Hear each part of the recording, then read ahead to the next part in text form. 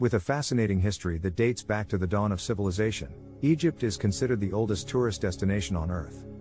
The African nation's awe-inspiring temples and pyramids have captured the imaginations of visitors for thousands of years.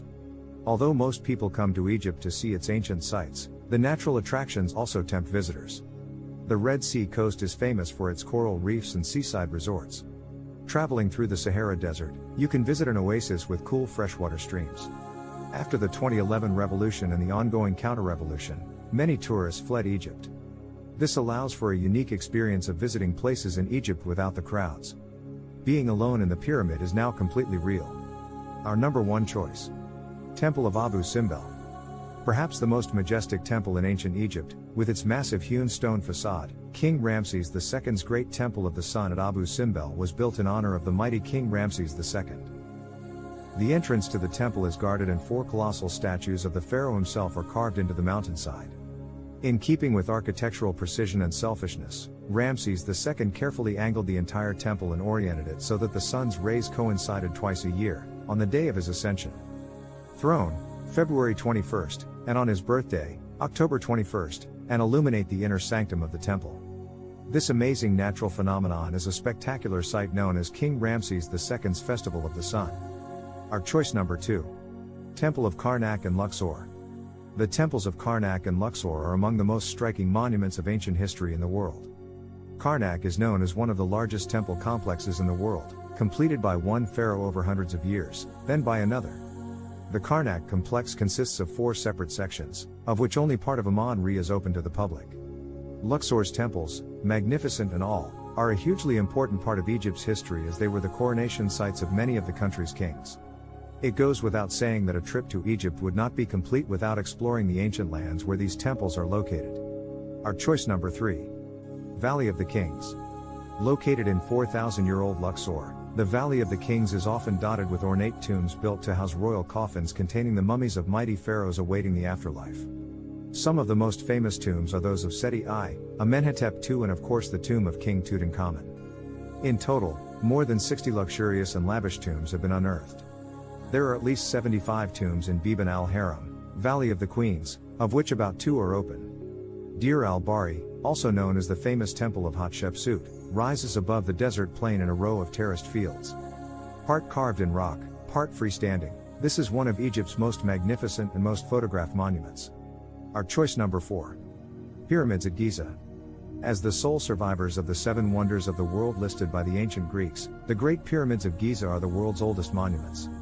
The pyramids known as Cheops, Chfren and Menkaure were more than 2,000 years old when the Greek historian Herodotus visited them. A team of skilled mathematicians, masons, surveyors and sculptors built the pyramids.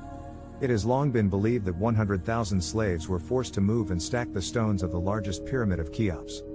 However, recent evidence, including the discovery of labor villages and tombs with afterlife supplies, suggests that the pyramids were in fact built by skilled indentured workers.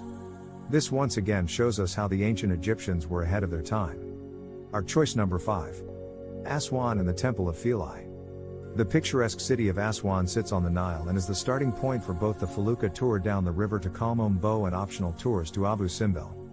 Nubian's laid-back city of Aswan is also popular with tourists for its colorful markets, pungent scents, ruins of pharaohs and Romans, and artifacts from the ancient land of Nubia. Visit Elephant Islands and Kitchener Island, and check out the waterfront restaurants. Sail to Agelika Island to visit the Ptolemaic and Roman Temple of Philae. The island's largest monument is the Temple of Isis, which occupies about a quarter of the island. Our choice number 6. Tutankhamun Exhibition, Egyptian Museum.